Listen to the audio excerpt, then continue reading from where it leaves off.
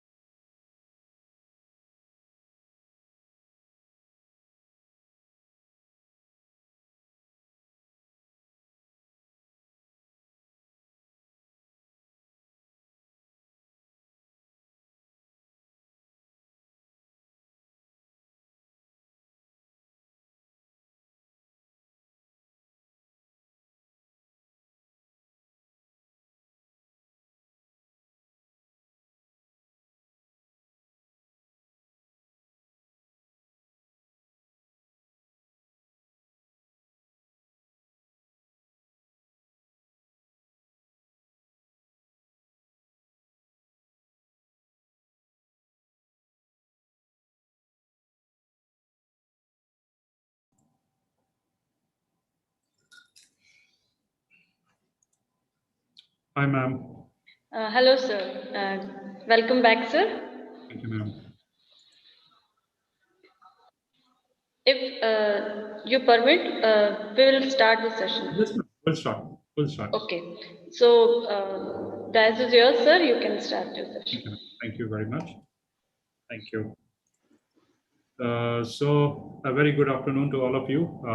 Welcome back to our next session. So, what we are going to do here in this particular session is that we are going to take up the Arima model, okay, auto-regressive integrated moving average model, okay. So, what we are going to do here, as usual, I typically try to put off the camera to save the bandwidth. Okay, so this is our common experience. We all faculty members know very well that because of the cameras and everything, our online sessions sometimes get disturbed. So anyhow, what is the fun of watching me? There is no point in that. So you can watch. Let us watch the main material that we are here for. But before I proceed, any doubts from the previous sessions?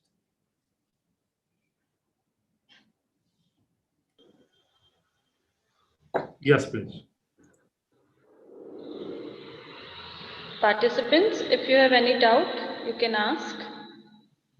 Please feel free to ask the questions.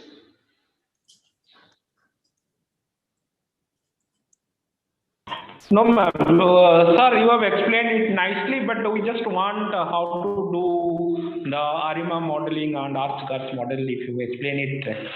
I had a little problem with the Garch model also last time. I could not complete it on time. Okay, so but what I can do is that I have prepared some material for Garch. I can provide you that material, and for Okay. Arima, I have prepared some material that I can pass on to you. This Okay. material typically I use for my classroom here at IMT Nagpur, where I teach our first year students in their term 3 a course I teach called Financial Econometrics. Okay, sir. And Financial Econometrics I teach with Python. Okay, that's but tough for us nowadays because we are using that, sir. But we feel comfortable in Stata and EViews. But you have also now make Stata so beautifully. Even I sometimes face to delete the missing values all time. So I am using Stata, but you have used it nicely. I have learned some many commands. That's a No. See, it's a very simple. Actually, thing is that once you know one programming language, learning other is not difficult.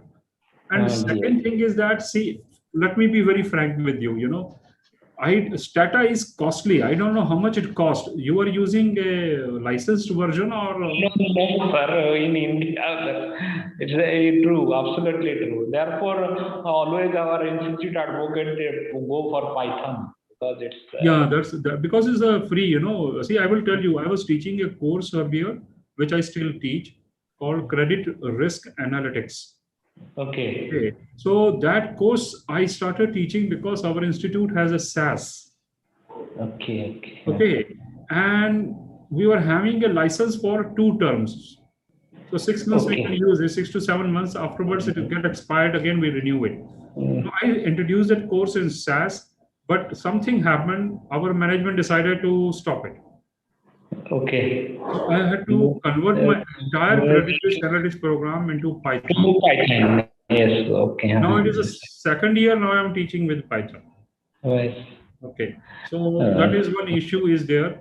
But I will tell you one thing. I was not accustomed to Stata at all. I didn't have any Stata with me. I had never used Stata. Okay, but then Professor Mittal gave me one copy of Stata and I started using it. And believe me or not, I liked it so much. Now I have given an order to buy a personal copy of myself from my faculty development funds. Okay, for that book, sir. It is around 50,000 rupees something. It is coming. So what is the name of the book, sir? Not a book, the Stata software. Book, there are plenty of books are there. There are plenty of books. Stata software. Okay. Stata software. I liked it so much that I wanted to buy it now. I've already placed an order. Many things. Let's say, sir, for example, we can do efficient frontiers, structural equation modeling. So Stata is very useful on that thing. What I have found that, see what I'm going to do, because my institute does not permit me to use a software like every other institute, you know. Unlicensed version we can't use. That's a problem. Problem is. So Python nowadays, R and Python are nowadays. Yeah, Python is gone. And you know, students are crazy about it. Yes. Everybody want to. And I will also suggest you that in the finance area, if you finance faculty can take up some courses where you mix Python and finance. It will be very good. I was talking to one of my alumni. She was in marketing area for almost 10 years. And later on, she switched over to analytics. And she was telling me, I called her for, you know, a guest lecture. And she was telling me that the organizations are moving towards analytics very fast. They are looking for more and more. Yes. Our institute also, sir, telling that you learn Python and use that. We should encourage our student to take that. In fact, I will also suggest that our faculty members should also, you know, take that course. So start upgrading yourself in this programming languages and all that. This is going to be there of our time. We cannot run away from it. That's okay. That's nice. I'm thankful to Professor Mittal, that he gave me this Stata, and had I been in Hyderabad, I would have got it very quickly because Hyderabad is known for this kind of softwares. But here in Nagpur, it's very, very difficult to get it. Any other doubts, please?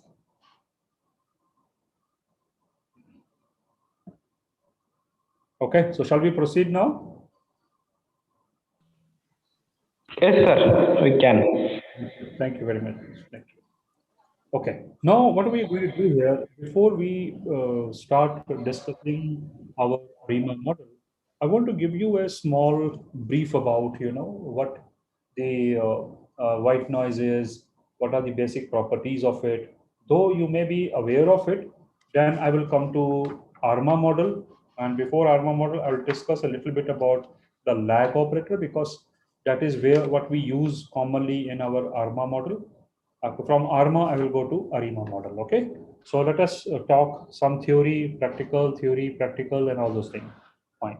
Now, if we look at any of our time series, the white noise, which is referred to as white noise, is the basic building block. Okay, it is a basic building block of any time series model. Okay, so what is the thing, which random kind of variable, which kind of series can be qualified as a white noise? So if you to qualify as a white noise, I will try to use as much short form as possible. The random variable, whatever the random variable is there, particularly our random variable epsilon t, must satisfy three conditions. Must satisfy three very important conditions. Okay, we are aware of those conditions. It's not a big deal.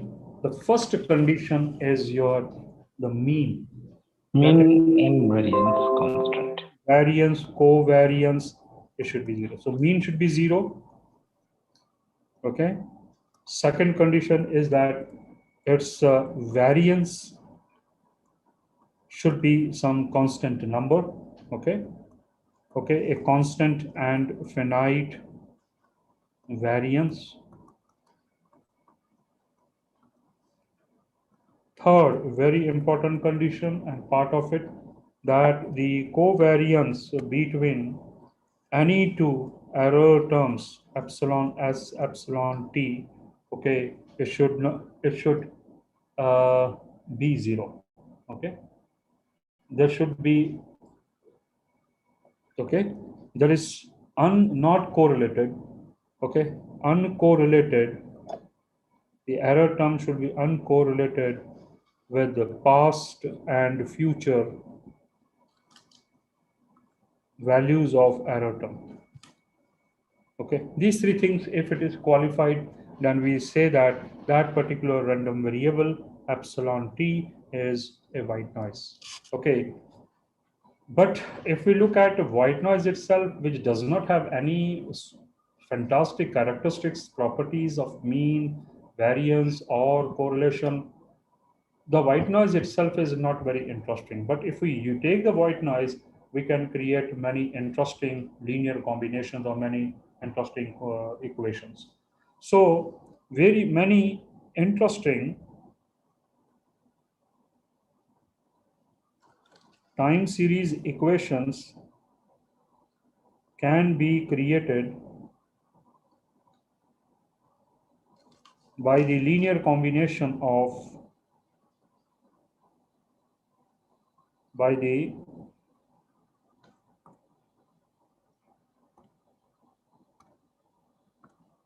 by the linear combination of white noise. Okay, so I can write a white noise equation something like this: yt is equal to yt, a dependent variable or some observation value, yt is equal to mu plus epsilon t plus psi 1 epsilon t minus 1 psi 2 epsilon t minus 2 plus and so on. Okay, I can write a something like this. Here mu is intently added so that we can have a non-zero mean. Okay, but frequently it can be ignored. Mostly in some of the rare cases we use it, and typically the mu is known as nuisance parameter. Okay, it has no impact on the statistical property. So even if it is ignored, not an issue. The dot which we have at the end is simply, it shows that is an infinite number of terms in the equation. Now this equation, it basically defines, this particular equation basically defines a moving average. It defines a moving average, An infinite moving average, let me write it more nicely, defines an infinite moving average. And this particular moving average that we are right now looking at in the above line is known as general linear process. Why we call it a linear process? Because it is a linear combination of various error terms, or it is known as linear filter method model. We can say model. Now, what is so great about this particular equation? What is so great? Let us understand it. First of all, on the right hand side, we find is error terms. Epsilon t minus 1, epsilon t minus 2, epsilon t minus 3, and so on to infinity. And on left hand side, we find a term called yt. Epsilon terms, error terms, disturbance terms, epsilon t minus 1, and so on, they are all unobservables. The epsilon t minus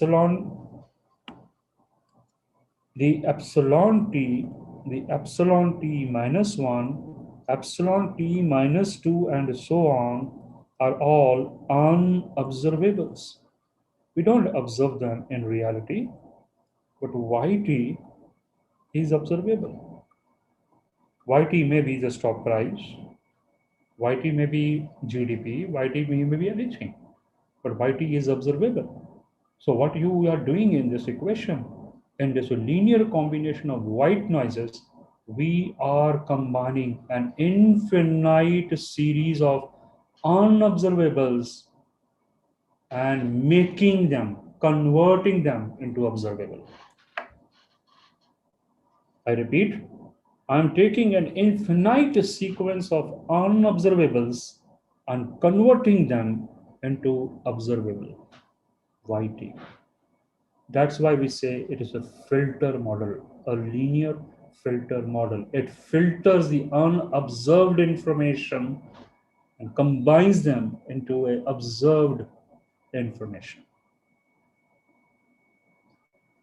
Okay, and this linear filter model, where we convert the infinite sequence of white noises into a observable YT, is the basis of all time series models.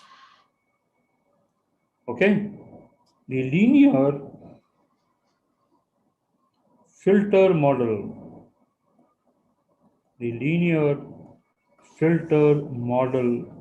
is the basis for all the time series models. And this particular linear filter model has got some properties. I will quickly go through property and I will go to the next idea.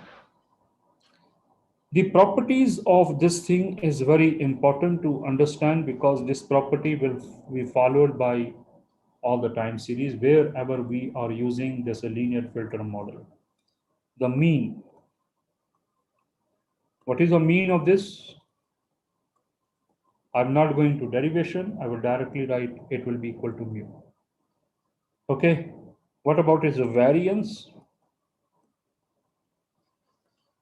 The variance is yt minus mu whole square, is simply because it is a infinite sequence, it turns out to be like this.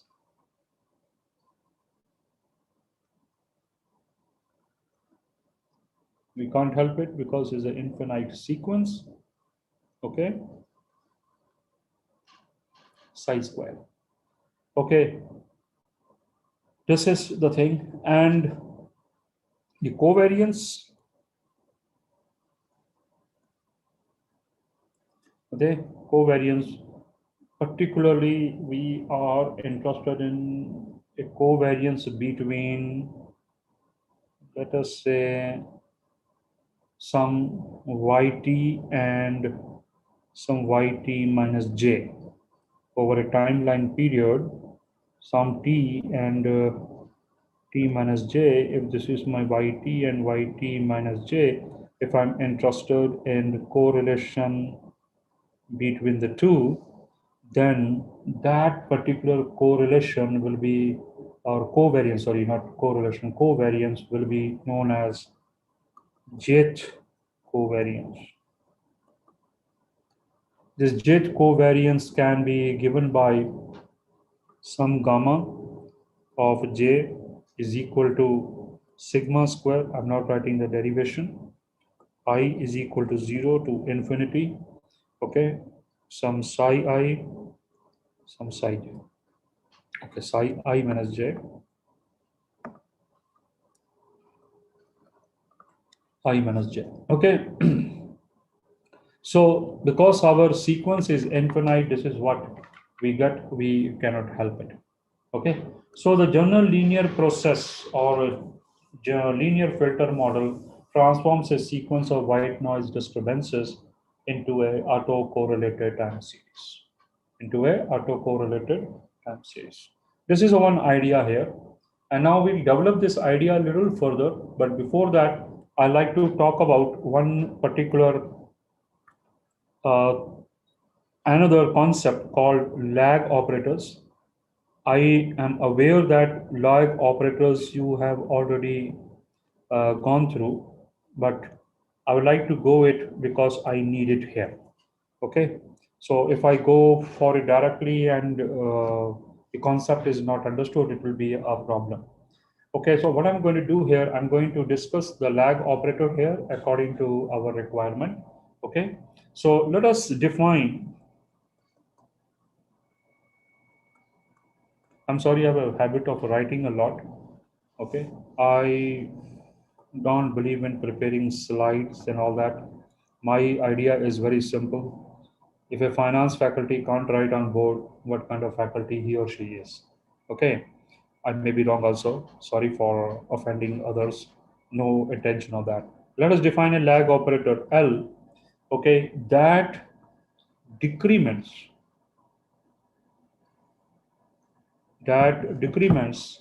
the time subscript. It does not decrement anything, simply time subscript, okay, of any variable, of any variable.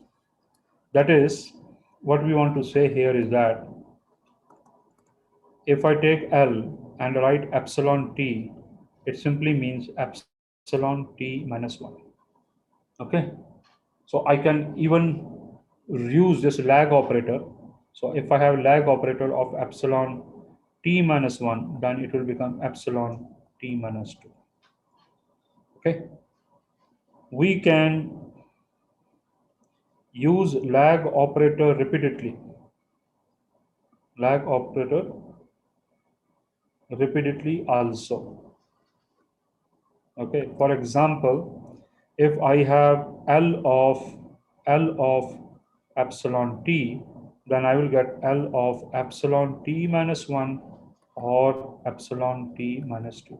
In other words, I can say L square epsilon t is equal to simply epsilon t minus 2.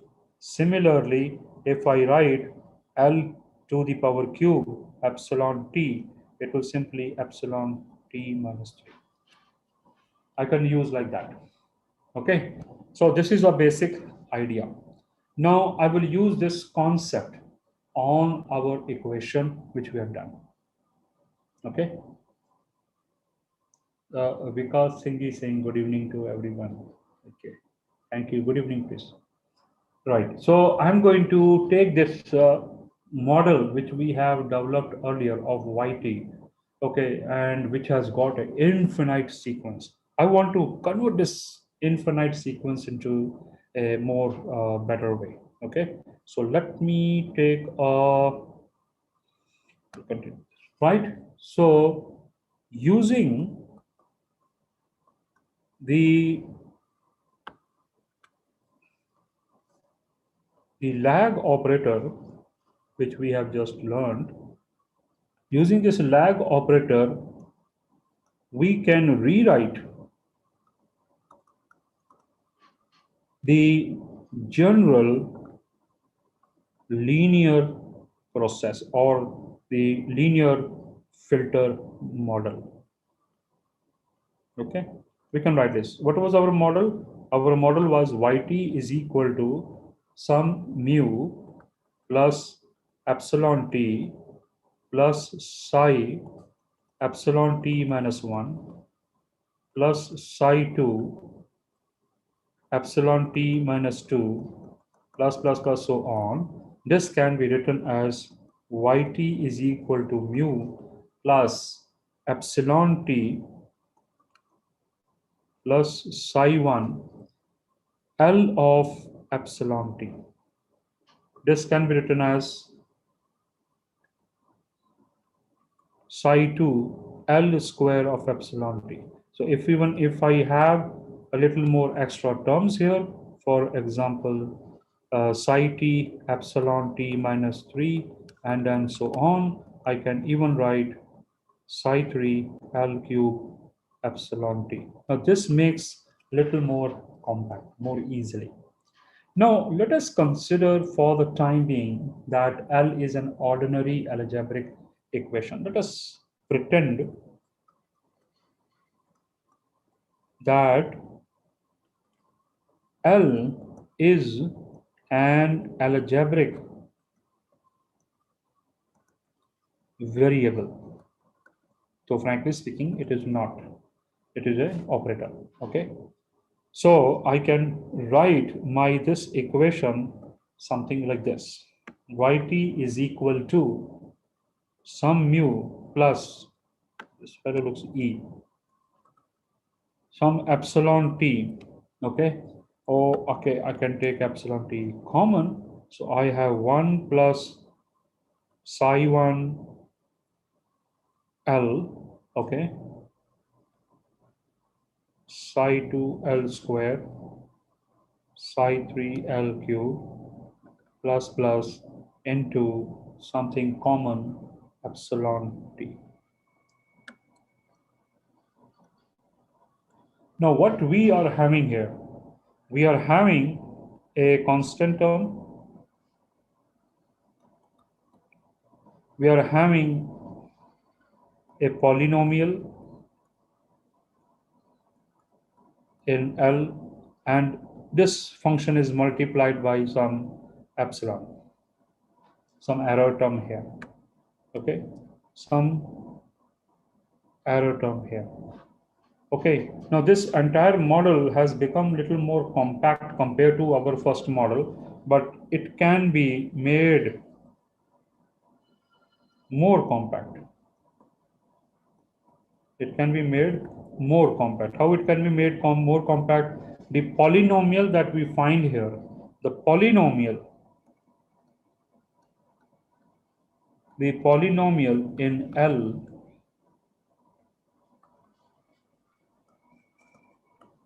can be written as some psi of L is equal to 1 plus psi 1 L plus psi 2 L square psi 3 L cube and so on. So finally, our model reduces to what? Our model reduces to yt is equal to some mu plus some psi of L epsilon t. So we have taken a very big infinite equation and we have reduced it to a very smaller form. And now this compact form is very useful when we write our Arima model. Okay, now because we have discussed this operator, okay, the lag operator, we can also create some more operator. Just for information sake, I'm writing. If you don't want, I will ignore it. Okay, so we can have So based on lag operator, okay, we can also have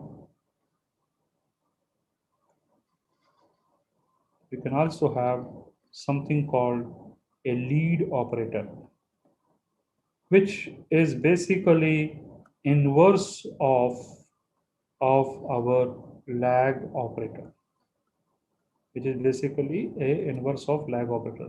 In other words, if I have some L inverse of epsilon t, if I write like this, it will become f of epsilon t, which is nothing but epsilon t plus 1.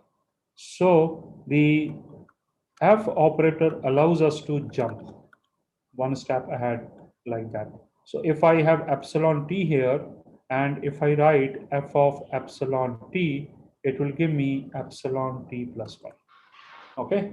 Or you write here L inverse of epsilon t, it will still give me the same value. This is one operator. The second operator is difference operator, which is very, very important for us. Okay, because in many time series, as we are also going to discuss in our in a few minutes, we use difference operators. We use differences. Okay, so if I have a difference operator of epsilon t, it simply means 1 minus L of epsilon t, which is nothing but epsilon t minus L of epsilon t, which is epsilon t minus epsilon t minus 1. So if I have a time series t and t minus 1, epsilon t and epsilon t minus 1, and if I'm interested in finding what is the difference between the two, that is, if I'm interested in epsilon t, if I'm interested in epsilon t minus epsilon t minus 1, then instead of writing such a complicated tree, I simply write epsilon t. Okay, similarly, I can have d square epsilon t and so on, right? This is a difference operator. So very, very important operator in time series. Because problem is that most of the time when we deal with the time series, we do come across infinite time series. So how to make it much more simpler so that it doesn't look very complicated? Okay, so we use this word. The third one is seasonal difference operator. Okay, it is a cousin brother of difference operator or cousin sister of difference operator. Okay, so seasonal is very simple. Okay, so we write S epsilon t is equal to 1 minus L S epsilon t. Okay, my T and E look same. Okay, T. So I can write like this epsilon t minus L to the power S epsilon t, where Ls can be anything. So I can even write like this epsilon t minus epsilon t minus S. Okay, epsilon t minus S, where S is what is called a seasonal span. See, S will be 4 if I'm talking about a quarterly data. S is equal to 12 if I'm talking about monthly data. So 12 months apart, one season, so like that. Okay. So this thing. Now, what is the importance? We have already seen this importance here, but still, now consider the following equation. I have an equation which is yt is equal to some mu plus some phi 1 L of yt plus some phi 2 L square of yt plus some epsilon. Okay, this in stata I can write very easily. If I'm regressing, I say regress y, okay, L dot y, L2 dot y, okay, or I can write more nicely like this for advanced program L0/2. Let me write 2 nicely. 2 dot y. So start with the 0. Zero lag means y. Go to the first and then go to the second. This is how we can also do it. So far, so good, right? Now I'm going to come to first our Arima model, then I'll go to Arima model. I'm trying to go a little fast because theory is being covered here. So this is very simple. Arima basically stand for auto-regressive moving average model. Auto-regressive moving average model. This is what we make. Now, how Arima is written? Let us see that. Arima is written as something like this. Phi L of yt is equal to theta L of epsilon t.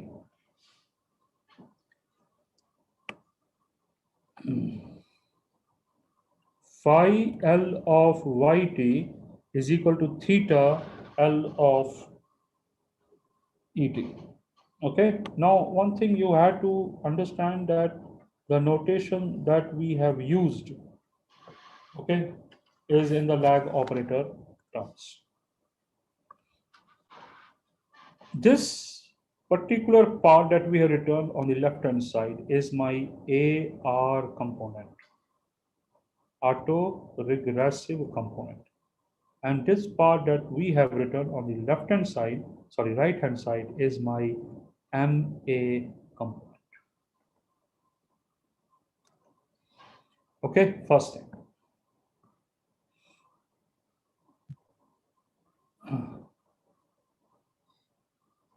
They both are linear combinations. They both are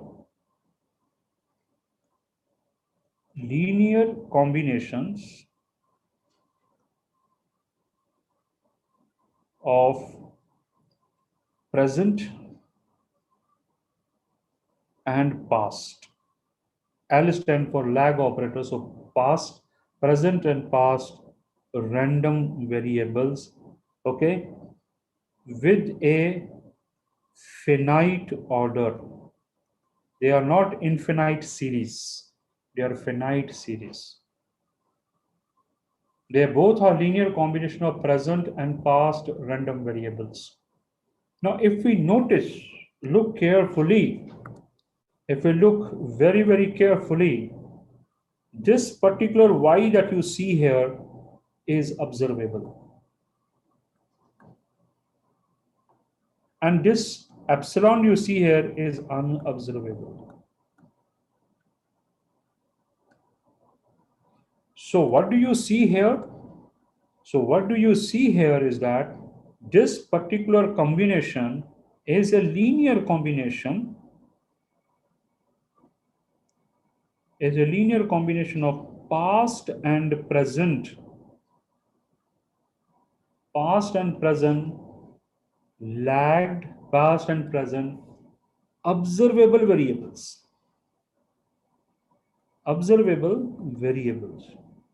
And if you look at the other side, okay, if you look at other side, okay, this is a linear combination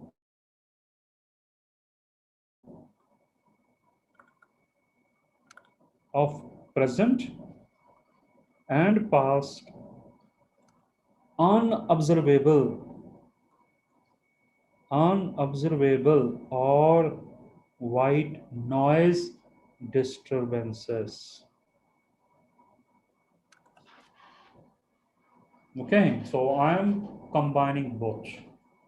So in ARMA model, we combine them both. Our AR model, AR component is a linear combination of observable terms. MA component is a linear combination of unobservable terms. And here we are combining both of them to find out certain things. Okay, let us expand this fellow and go more deeper into this. Okay, let us expand, because without expanding, we'll not learn what we are doing. What is my phi of L? My phi of L is nothing but 1 plus phi 1 of L plus phi 2 of L square. Let us remove this bracket part. I don't like bracket part. L phi 2 of L square, phi 3 of L cube, and so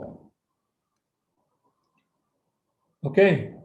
Now, basically what happens is the phi of L is written on the left hand side, but normally we write everything on the right hand side. So it can be also written as phi of L is equal to, I can write like this also, 1 minus phi 1 of L, phi 2 of L square, phi 3 of L cube, and so on. And so on. But this time, because we are considering they are a finite sequence, so we'll write some phi of p, L of p, some phi of p, L of p, up to p sequence. Okay. Similarly, I can write theta of L. Okay. The theta of L can be written something like this: 1 plus theta 1 of L, 1 plus theta 2 of L square, theta 2 of L cube, plus some q, okay, theta q into L cube, up to some q series. Okay, now let us take down this phi of L and multiply it by yt. Okay, then this entire series I multiply with yt. So something like phi 1 L. So let us write in minus. Let us write in minus. It will make our job easier to understand.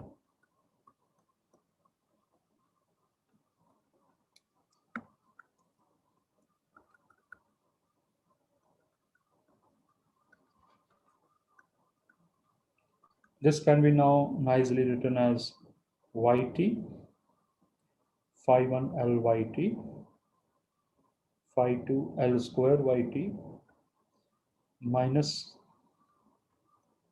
phi p Lp yt, which is nothing but yt minus phi 1 yt minus 1, minus phi 2 yt minus 2, from phi p y of t minus p. This is what we mean by this particular term when we wrote it on our left hand side above.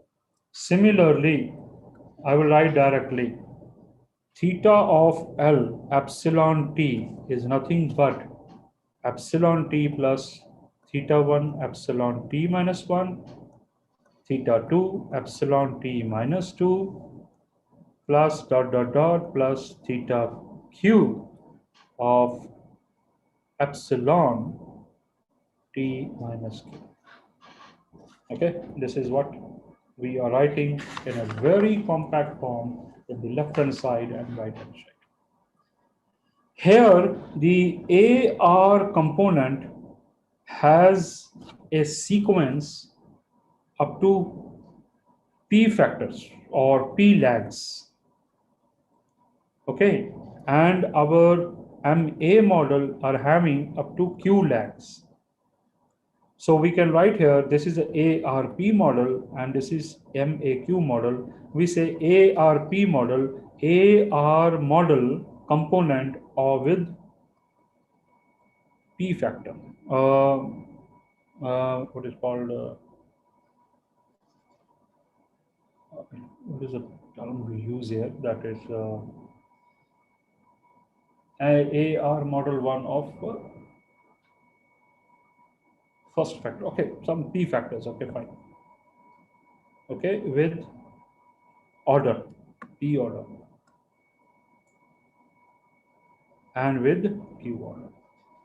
We can combine these both fellows and write ARMA Q, Q order model. Okay, this is how we write here.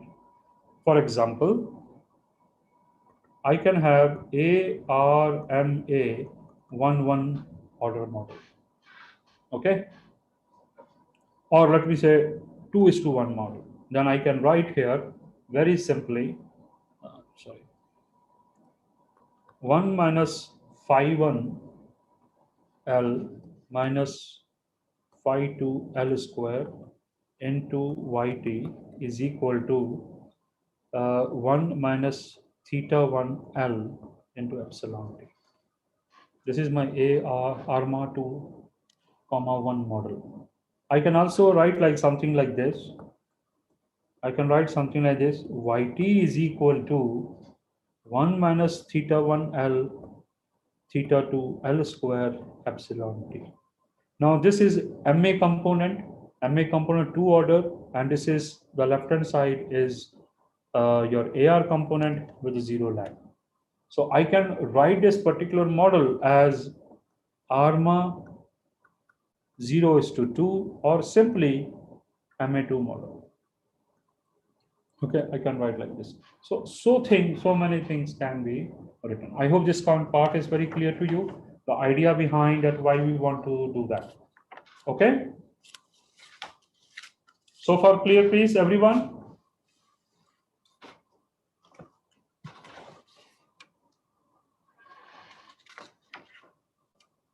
Fine, that's great. So Professor Pratik Tripathi says that yes, it is clear. I'm also happy. Fine. Now what we are going to do, let us do some practical work. Thank you, Professor. Thank you, Dr. Halda Sharma. Thank you. Now let us do some work.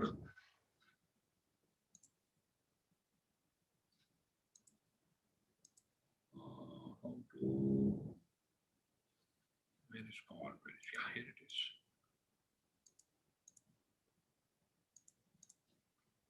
It has become very small. How to do? Yeah, got it. Fine, new share. Let us go to our stata. Right here. Fine. Okay, so we are able to see stata. Let us clear all the mumbo jumbo from the previous class. We don't want it. Okay, so okay, lot of things I sometimes forget out of here. Anyhow, it does not make difference, but still fine. So let us do it. Okay, we're going to have some regression, so I'm keeping this particular font size. Let me see if we can make it 15. Fine. Okay, now what we're going to do here, we are going to see the Arima model here. Okay, and for that we will use one particular data set called quarterly. Okay, so quarterly has a very interesting data set. Let us go to quarterly data set. Okay, now this fellow, let us, it can be combined somewhere there.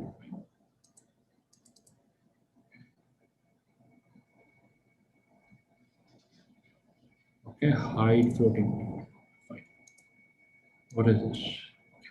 Now, if you look at our data set that we have opened here called monthly, it has got a deflator, the GDP and GDP at a real prices 2005. Okay, so for us, this is very important variable. And of course, we also have a date here. And if we look at a date, this is a USA GDP data starting from the first quarter of 1947, okay, and going up to first quarter of 2012. So data is in year and quarter, and we see that altogether we have 261 observation, which we can also see here in the bottom. Okay, it has got 4 variables and all this. Fine. Now, what we are going to do, we are interested in basically GDP 2005 data. Okay, first of all, let us make it as a what is called a time series TS set. Even if we don't write anything TS set, it will date by date, but better to be very clear. So we have set it. So we have made a time series starting from 1947 first quarter and going to 2012 first quarter. Okay, I am not interested in GDP 2005 data as it is. This is a data. I'm not interested in this. I'm interested in a more precise value and a log of GDP. So let us convert this particular variable, okay, GDP 2005 into logarithmic of GDP. LR GDP, logarithmic of GDP is equal to log of GDP 2005. So we have GDP 2005 here. You can see that on the right hand side, top variable. So I'm going to convert that. So we are going to convert the GDP 2005 into logarithmic return. And once we have run our command, we can go to our data set and you can see that one new column related to logarithmic of GDP has been created, which looks more better compared to the big values of GDP 2005. Okay, we can even make it small decimal places, but that's a fine with us. Okay, I want to see how the logarithmic of GDP data looks like. Okay, so let us first label it for graphical purpose. Label variable LRGDP as, we'll write it here, log of real GDP. Okay, so we have labeled it, that's fine. Now we are going to draw a timeline for logarithmic of a GDP. And let us see how it looks like.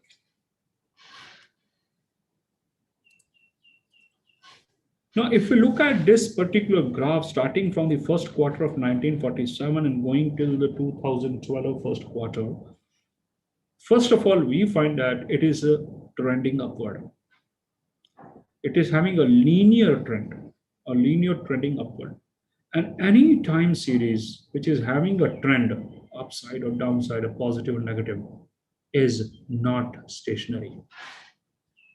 I repeat, any time series which is having a trend, a positive trend or negative trend, is not stationary. This is for sure. And in time series, our first job is that we should make our series stationary. What do you mean by stationary? Stationary means its mean should be, mean variance should be free of time. That should not depend on time. Okay? But right now it is dependent upon time. Okay? And there is a trend upward, right? So I would like to know that how much rate of growth is there in this particular logarithmic GDP. I'm interested in that.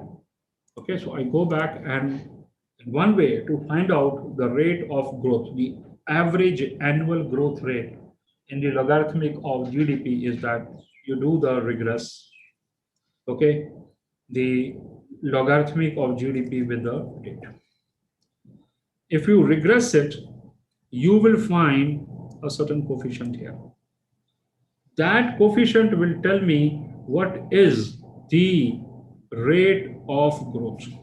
So right now, if I look at the rate of growth, the average rate of growth is 0.008. But what is this?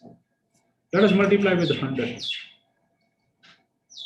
0.0080885 multiplied by 100, it is 0.81% or 0.808% average and growth rate is there. But this growth rate is quarterly because we have first quarter, second quarter, third quarter, fourth quarter data. I'm interested in the annual growth rate. So let us take annual growth rate because this growth rate we need. Okay, and you have to remember it. So display underscore B, I told you underscore B can be used to find the coefficient because we just run the regression.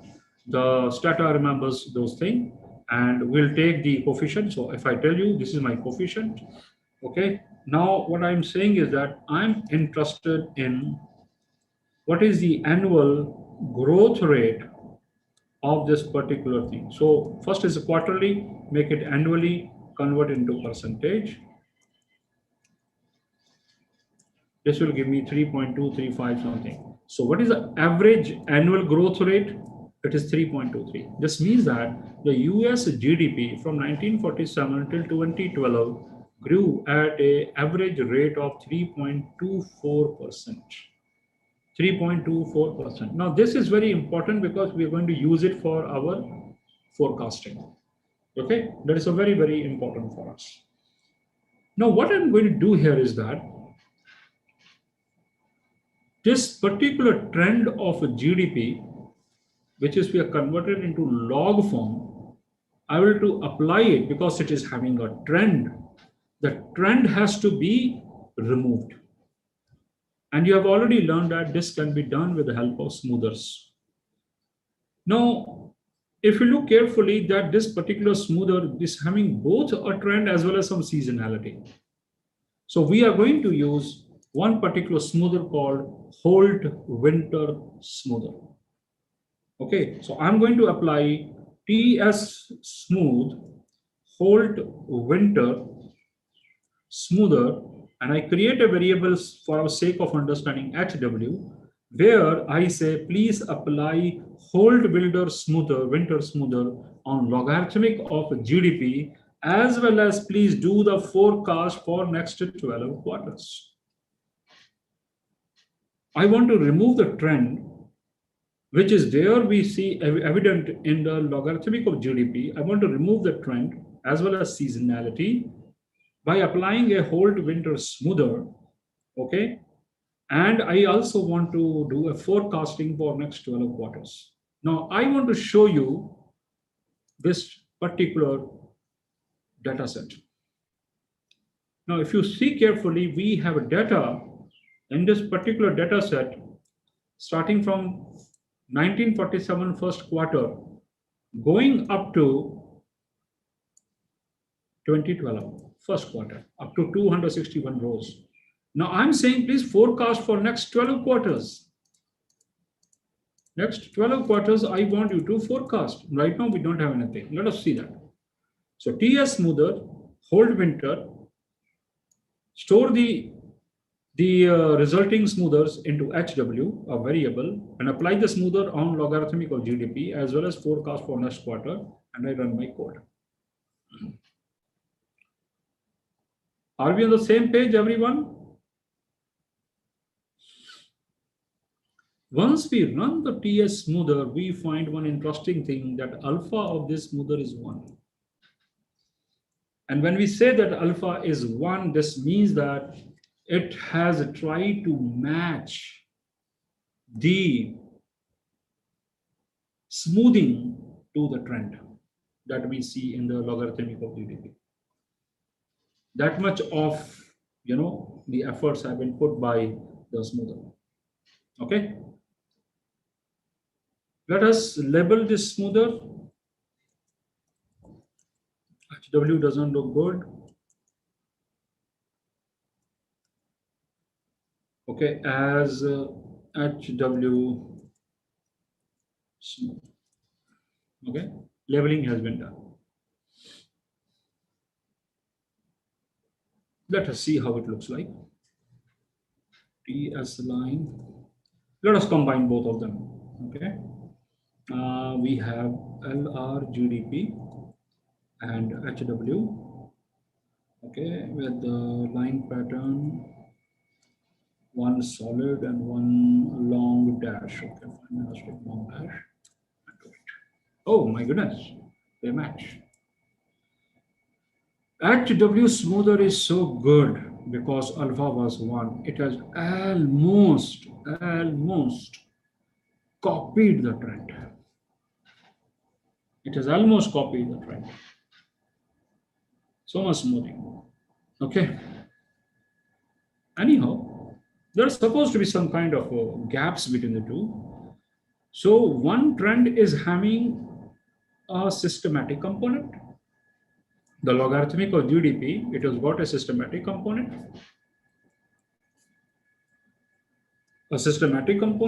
And that systematic component consists of our trend plus some seasonality, and it has got other component which is the disturbance,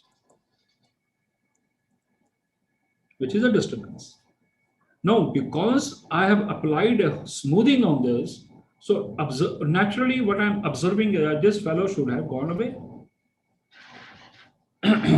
This fellow should have gone away. 1 minute, please. Let me have a glass of water.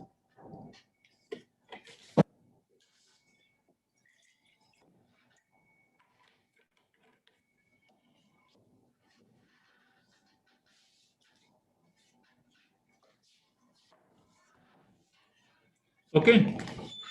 So HW smoother has done away with this component. So what is left over is a disturbance. And within the disturbance, if there is some systematic component is there, that will be transferred to here, to the systematic component. Okay. I want to know how much disturbance is left over after applying the smoothing. I'm interested in how much disturbance is left over after applying the smoother. So what I do, I create one variable and I say residual HW is equal to, I will take from my smoother and subtract the GDP, logarithmic GDP. The difference between these two will give me how much residual is there. Okay, so I've computed residual. You can see here in our data set, your residual has been created. Oh, I'm so sorry. There, I forgot. The forecasting has been done for 12 months, 12 quarters. I forgot that, sorry. Okay, so it has done forecasting for next 12 months also, 12 quarters. And we are creating the residual, the difference between HW and this. So between these two, we have created the residual and this is RHY. I can, okay, now I'm going to do something more in a short while. It is going to be a lot of things, okay, but not very too much.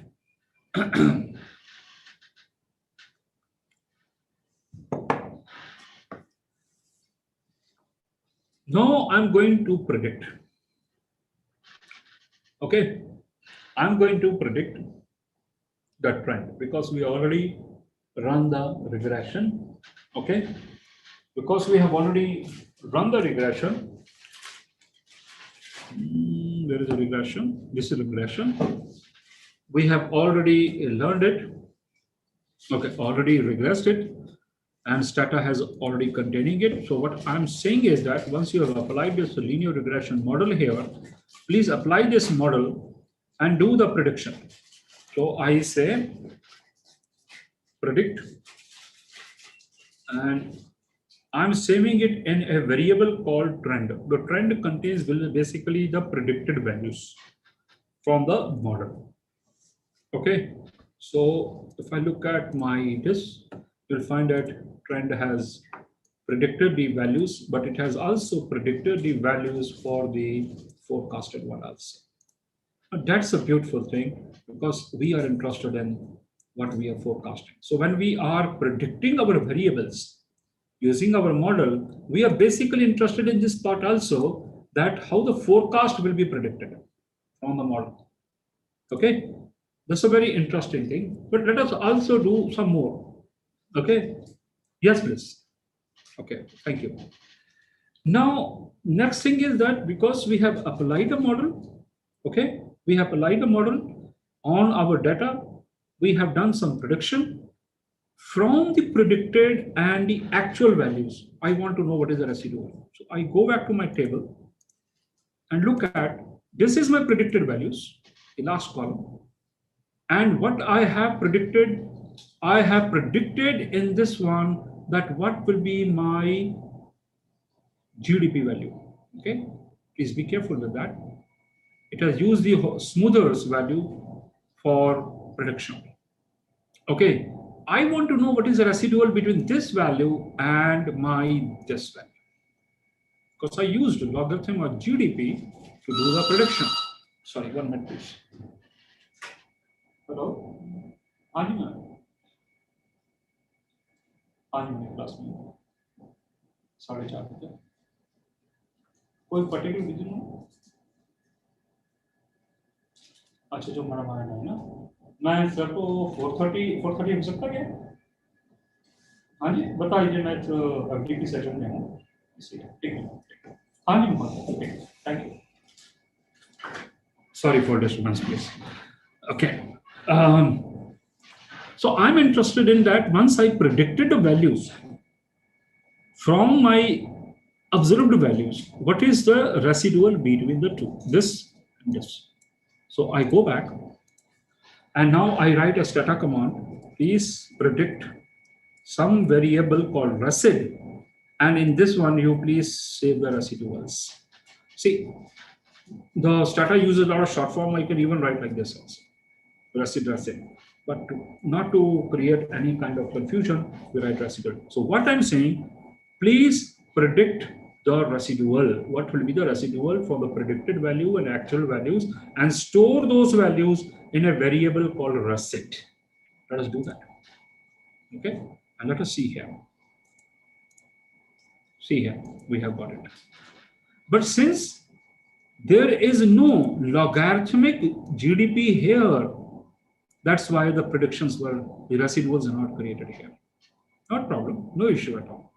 Okay, so we have created now residual. The problem with the residual is that I don't want my residual to be shown like this. Okay, so I reverse the sign.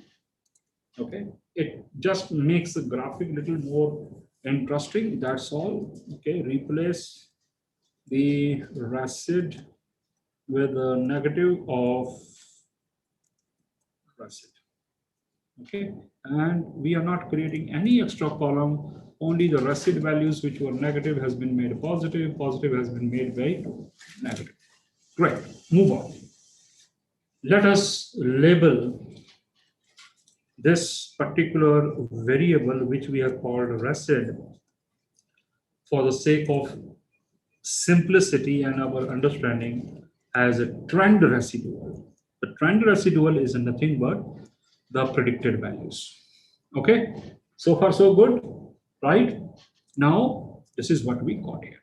Now I'm going to plot two things.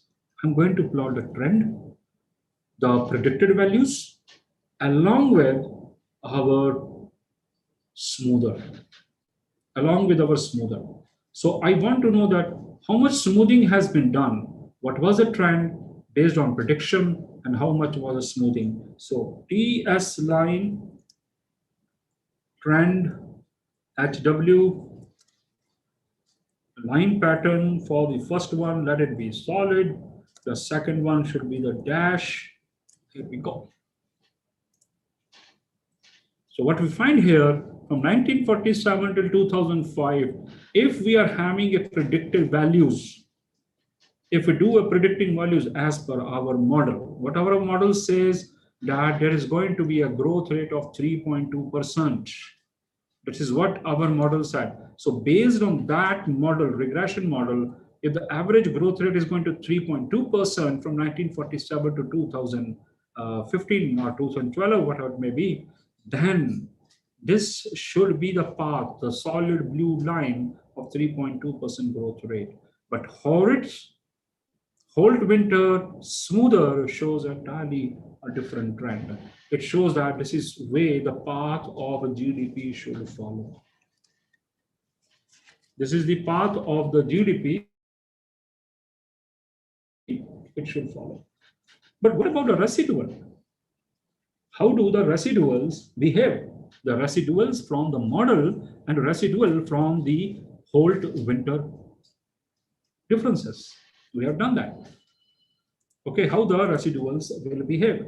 So TS line, I'm taking the residual which we have created from the predicted values and the observed values, and with the residuals between the actual values and our whole winter model. How it looks like, let us see that. L pattern, take first one as solid. This one has taken as long dash. Okay, long dash. Sorry, I am not supposed to put a comma in between these two. In Python, we need to have that, so it creates a problem. Okay, let us draw one more thing. Okay, zero line is not coming very clear. Fine. Okay, anyhow, let us leave it for the typing. Now you see here, it's a very, very interesting if we look at these two particular things. Okay. If I look at my whole to winter residual, okay, it does not show a lot of volatility, and nor it shows much of the autocorrelation. But if I look at my trend residual, there's a lot of volatility, at the same time, lot of autocorrelation. Look at the line above zero. If the residual is above zero, and if it moves up, then it moves up. It moves down, it moves down. But once it enters in a negative zone below zero, then it tends to remain in the negative zone for quite a long time. So yesterday's event affects today's event. Day before yesterday's event affects tomorrow yesterday's event, and so on. So there is a autocorrelation shown in this particular graph. I'm interested in one more important thing. Apart from this evidence of autocorrelation, I'm interested in the forecasting part before I go to Arima. Okay, now let us look at TS line. I will explain you what I'm doing. Okay, so I'm taking the trend, the predicted values, the whole winter smoother, where we have removed the trend, removed the seasonality, and I'm taking our original data, And if date greater than equal to TQ, time and quarter, 2005 quarter one. Why I'm doing that? Because 2000, I've taken 2005. Yeah, from 2005, I want to take data. I don't want to go much previously. I can go even much further also. Fine, that's fine. Starting from quarter one. Okay. Draw a timeline or straight line at 2012, second quarter onwards, and give me a line pattern of one solid, one dash, and one dash dot. There are many varieties are there, and this is what you see here. Now, this is the point till which we have some data, and beyond that we are doing some prediction. That's why you see the green color line, which is a log of the real GDP, ends here. So line should have shifted a little bit here also. Anyhow, okay, fine. If I assume that till this point I have my data, the red line, okay, and beyond that I'm doing a prediction, then you can see that as per the the fitted values which we have regressed, okay, it shows that the GDP is going to grow at 3.2%, so it keep on growing. But if I apply my HW smoother, then my smoother shows a very different kind of prediction, which is much lower than 3.2%. In fact, we can run one more regression and find out, which I will not do because of the paucity of time, that this growth rate of HW smoother is only 2%. The HW smoother is having only a growth rate of 2%, whereas the GDP is having a growth rate of 3.2%. This is the prediction. So if I go by my model, the regression model, okay, which is not stationary, then my model says Great, you are doing a great job. The economy is going to grow at a 3.2% continuously. And if you notice carefully, my green color line has got a blip here between 2007 and 2008. And this is a time when financial crisis took place, 2007, 2008. So GDP really went down. But to hell with that, the trend line does not predict it. The trend line, the prediction, our regression model does not take into account that economic crisis, financial crisis at all. It simply goes on. But yes, HW smoother do take it into account. The dotted lines, the dash line, they do take into account, and they find that yes, if economy has gone down, then yes, it will go down. But if economy rises, it will also rise. But beyond the prediction, till the data is available, for the forecasted period, you can see that it shows a line and which is in tune with the way our GDP, US GDP was growing. So there is a huge difference between forecasting done with a regression model and forecasting done with a time series after we have removed the impact of trend and the seasonality. This part clear, please, everyone? Okay, now I want to apply Arima model on this. If I want to apply Arima model on this, then Box and Jenkins, the gentlemen, the statisticians who actually developed this entire Arima model, they have given us a 3 steps. The first steps they say is called identification. That is, you identify what should be the order of Arima model. What should be the P values of AR, what should be the Q values of MA model. So AR component, what should be the P order? MA component, what should be the Q order? The estimation is, first of all, you find that. Now that is one very challenging thing, how to find out the P values of AR and Q values of the MA value, MA component. That's the first step. Second step, do the estimation. So once you know what is my AR MA model with the P and Q, then you will get some parameters. Okay, the parameters mu, phi of L, theta of L, and sigma square of epsilon. You find out what are those parameters. And once you get the parameters, you put them into model and do the third step, diagnostic checking. That is, whether our model is adequately fit or not.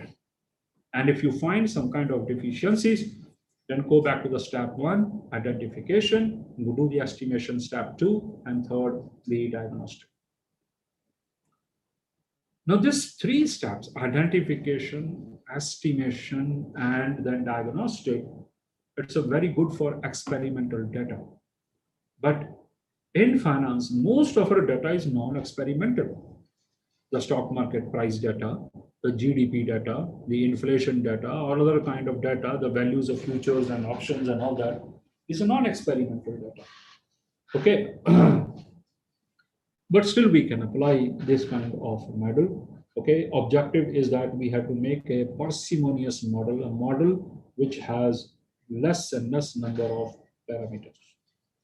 Stata has got a very excellent method to fit the Arima models. Okay. And as a part of our Box-Jenkins method. So what we are going to do here is that we are going to specify an Arima model for our this case. First step for that is that we have to induce some kind of stationarity in our model because our model is not stationary.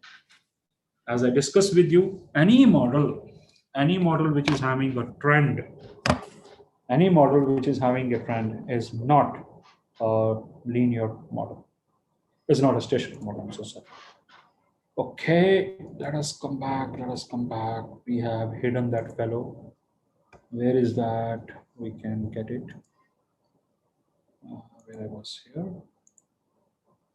Where is that fellow? How to get back our hidden one? Okay.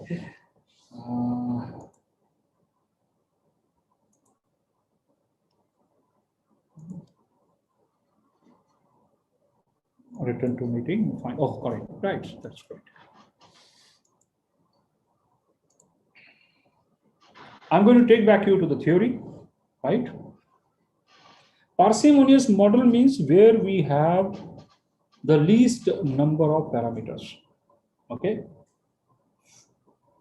A model which we can work with the fewest number of parameters, we say parsimonious model. In other words, we have less number of independent variables or other variables because parameters come with variables. Okay, that is what we mean by that. It's a very, okay, fine. Let us move on to how to specify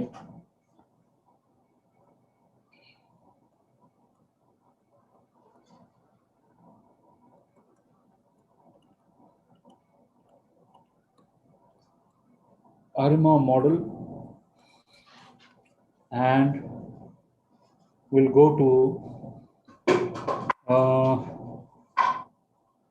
induce stationarity.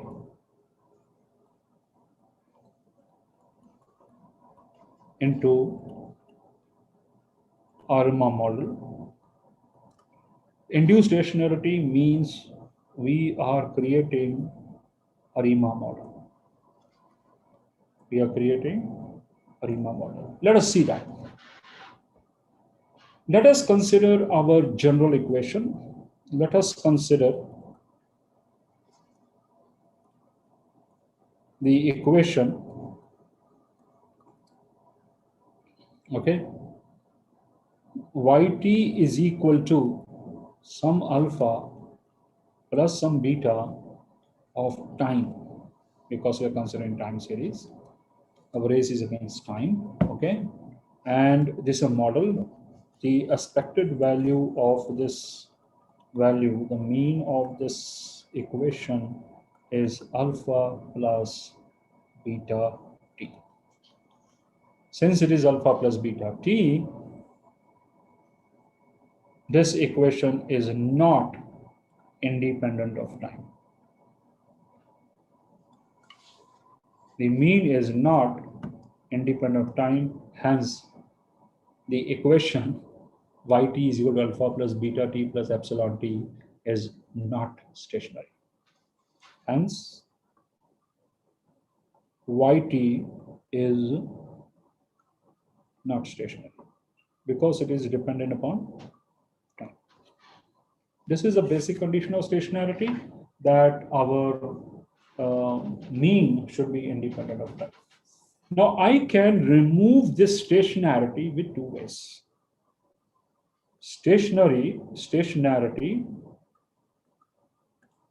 can be removed in two ways. One, by doing detrending, because there is a trend is there, I can remove detrending, and second is differencing. Okay, these are two ways I can remove the stationarity. Now, how to do detrending?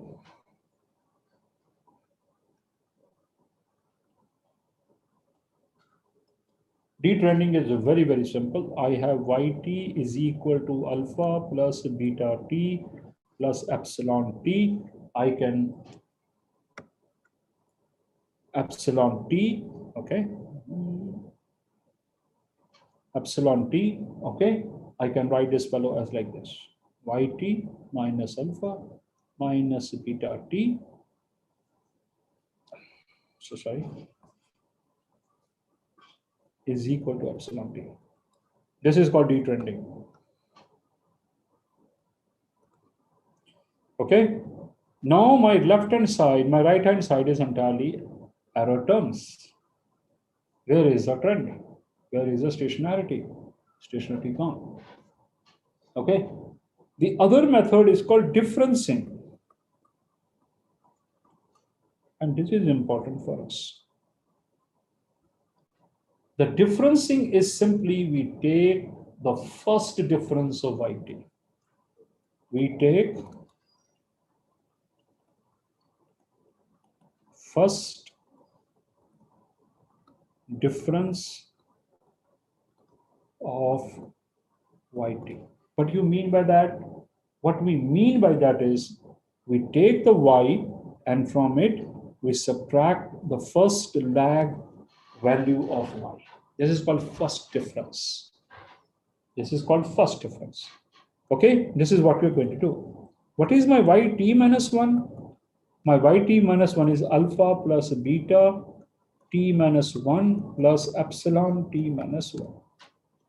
This is what we write here. So we write here y minus yt minus 1 is equal to alpha plus beta t plus epsilon t minus alpha minus beta into t minus 1 minus epsilon t minus 1. Okay, let us collect all the like terms at one place. Okay, we'll get something. And one thing is sure, this alpha is gone. Okay, and we are left with beta t minus beta into t minus t plus epsilon t minus epsilon t minus 1. Let us open this fellow.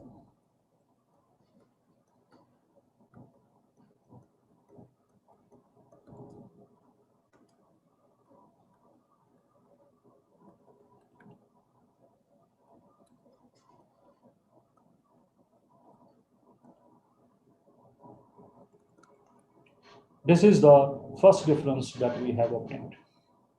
Can I take the mean of this? If we take a mean of this, we'll get beta.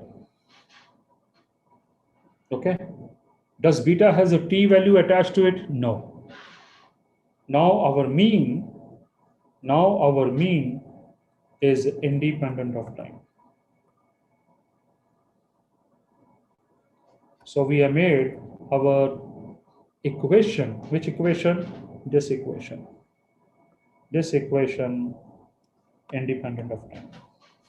So first differencing makes our equation independent time, that is stationary. Similarly, we can take its what is called its variance and check up what its variance. So variance will be very simple: y minus yt minus 1 minus beta, okay, and is equal to, if we solve it, we'll get epsilon t minus epsilon t minus 1 whole square. It will solve it, it will become 2 epsilons sigma square epsilon. It's a finite. Okay, so what has happened to our equation? What has happened to our equation? Let us see that.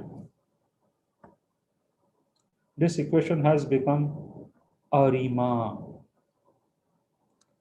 Okay, with a 0 AR component, because we did only one differencing and one MA component. When we did differencing, the one lag which was there, first order which was there in AR component, disappeared because of differencing. But we did one differencing, only one differencing made us to remove the stationarity. So it is called Arima model. So this has become our Arima model. MA component is invertible here. I hope this part is clear to everyone.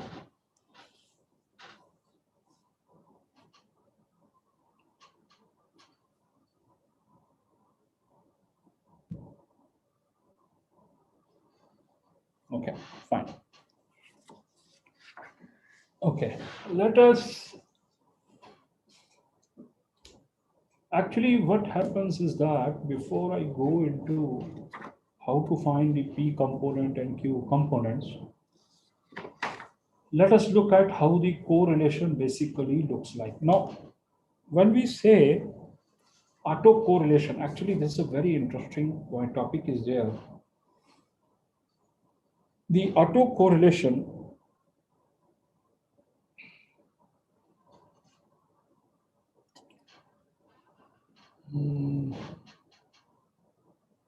okay, now question is that how many parameters we should take in P and Q? It basically depends upon the AR component, and how to go about now. We don't have much time also. Okay, let me demonstrate to you that autocorrelation in our model. This is a problem.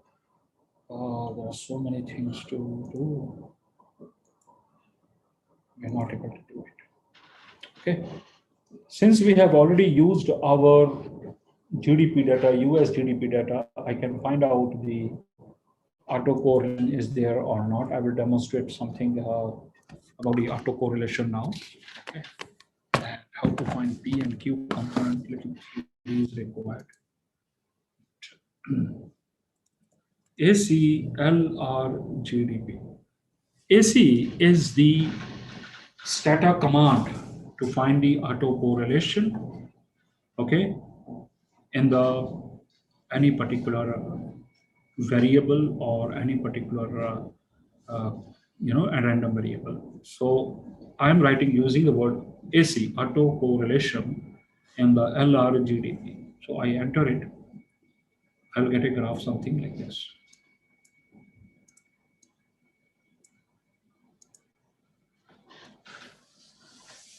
The blue circles represent the autocorrelation,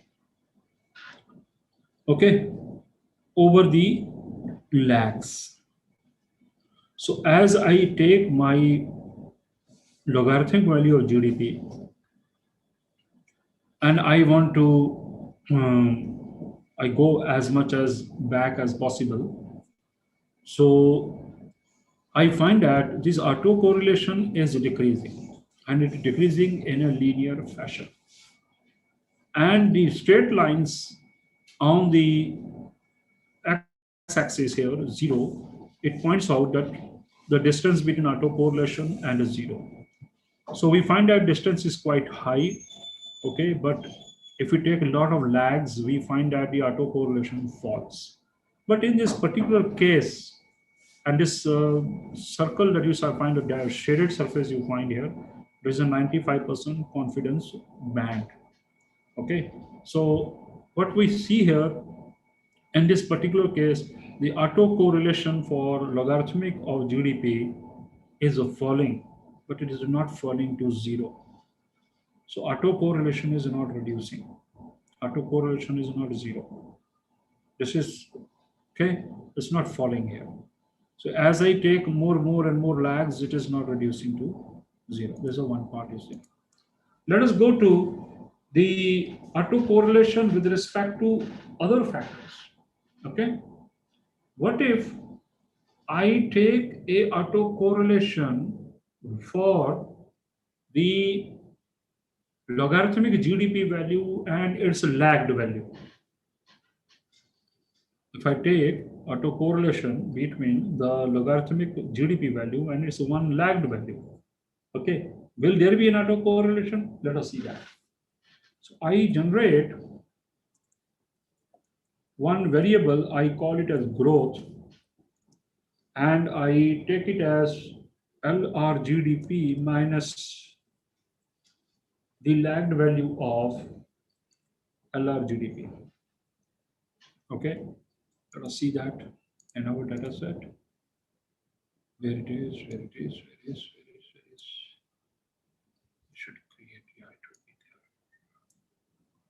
there. There's a growth with one missing value because we're taking, and this is a value we have created. Now I'm interested in what is called autocorrelation on growth.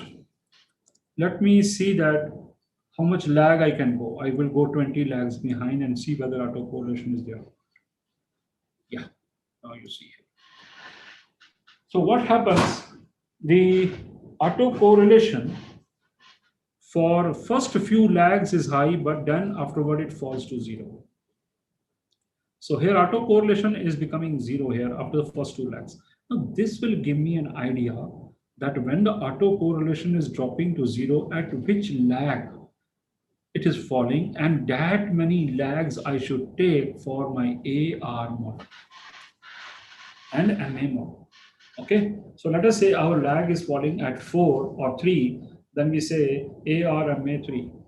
Okay, this is what we decide. How many for MA here? Okay, it's a 95% part, and thereafter it fluctuates. That is irrelevant. It depends upon the value of the coefficient. The value of coefficient negative, it will fluctuate a lot. Okay.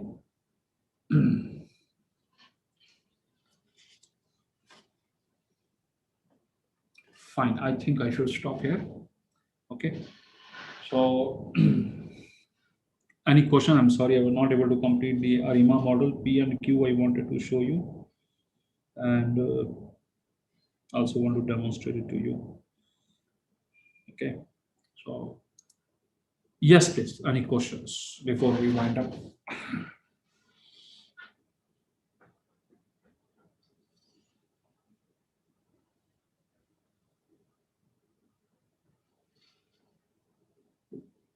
Kulbir sir, if you want to extend the session, so as such we do not have any issue like as we have to wind up by 4. You can extend the time, no problem. No, my actually concern is that If you are occupied, so then something different. If you are not occupied, so you can take a session, no problem, sir. No. The issue was like this. I just know I got a call. Though I have fixed a time for 4 o'clock, 4:30. Okay, but they were insisting to if it is we can meet earlier. Director has called me. Okay, sir. No problem, sir. No problem, sir. Actually, what has happened, I will tell you. One minute. Let me switch on my camera. Okay. Camera is not yet on. Okay. Anyhow. So basically, what has happened that some new employees have joined. Okay, at a corporate relationship of 11. Okay. So I am the alumni chair. Yes, sir. Yes. So, they had to interact with me for Okay. Okay, sir. No idea. problem, sir. So, sir, can you give me, sir, 3 minutes? So, no problem, please. No problem. Okay. Thank you. I'll have a tea before I go to my director's office. Okay. I don't know how long he will engage me. So, dear participant, do you have any query right now? So you may ask to sir. If like is because sir right now he is quite busy for his upcoming meeting. So even you can share your doubt and question via email to sir. He can take your query via email, or even you can email your query or any doubt to us also, and we are going to carry forward your doubt to sir. And whatever the response we'll receive, or like as even we'll share your email ID to sir, so he can share your doubts to like as your solution about the doubt to you directly also. Okay, so there is a very nice book is there. Somebody has passed me the reference book. I like that book very much. But problem with that book is that the data sets are not available. So there is a book called Time Series Econometrics. Okay. Through replication. I don't know what is the name of the book. 1 minute. Okay, but just I will show you. I have that book. The title of the book is Time Series Econometrics Learning Through Replication. Okay. Time so that is a book by the, I think, Springer. Econometrics. It's Levendis John Deep. Learning Through Replication by John. So that is the book. John Levendis. Kulbir sir, that is the book. I am sharing my screen. Sir, I have shared the one screen actually. That is the book. The title is Time Series Econometrics Learning Through Replication by John Levendis. Yes, sir. Actually, I have also shared the same book. I think that is a book. Can you see that? It's a good book, but problem is that its theory is very nice. Okay. Very, very nice theory. He has explained all the fundamental concept, but the explanation which it has given through Stata, those data sets are not available. Even I have mailed him that I liked your book very much, but I don't have data set. Can you please tell me from where to get a data set? I'm not getting data set actually. Okay, sir. So if we can get a data set, I had a plan that I should teach the entire Arima model from that book. Okay.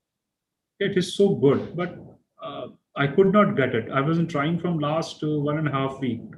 I told him to send him, mailed him, and I do not get it. There's a good book for theoretical purpose. And practical purpose, once a theory is strong, then practical is not at all a problem, because the commands which are given in this Levendis book, the same commands can be used on the other things. That's not at all a problem. I have replicated some of his commands here into this class.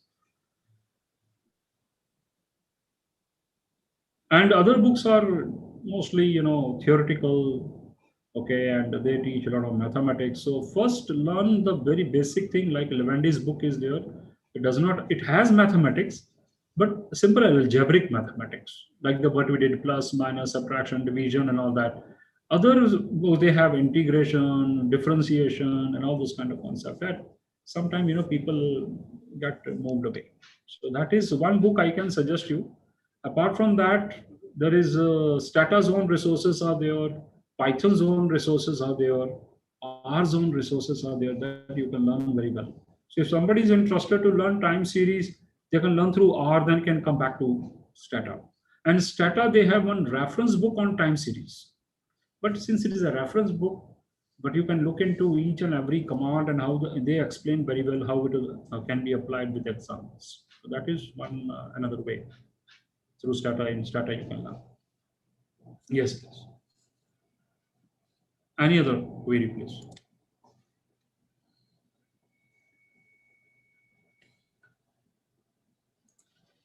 Hello. Yes, sir, please. Yes, Professor. Sir, yes, good afternoon, sir. Good afternoon.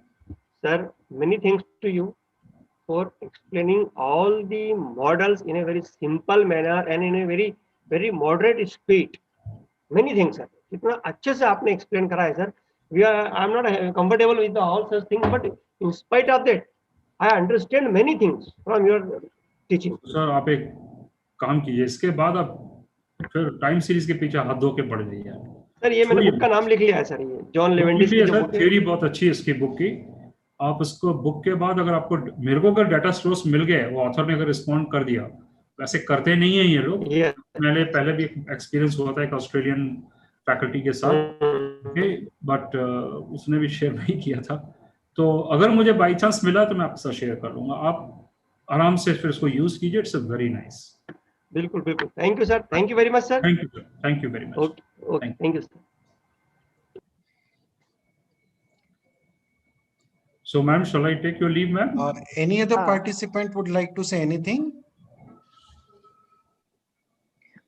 No. I request to Krishna Murari, sir. Sir, can you hear me? Yes, I can hear you. Sir, the session request, was really very nice. Yeah, Krishna, sir. Actually, I want to request, can you share a vote of thanks from the external participant side? Can you share? I'm thankful actually if the sir has actually explained many things in a very short period of time. I understand that time was not. Yes, sir. It actually. So, but even though you have very nicely explained, sir, I am very happy that the way you explained the concepts and the practical applications of these. Thank you very much, sir. Thank you, sir. Thank you very much, sir. Thank you.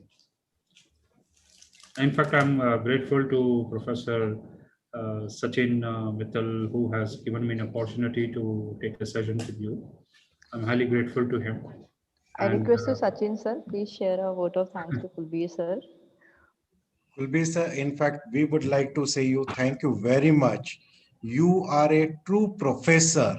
The way you explain all that concept, the using Stata data, Stata software, the whiteboard you are using, the professor who believe in chalk and talk, that is your methodology, that I like it. You are not using any PPT.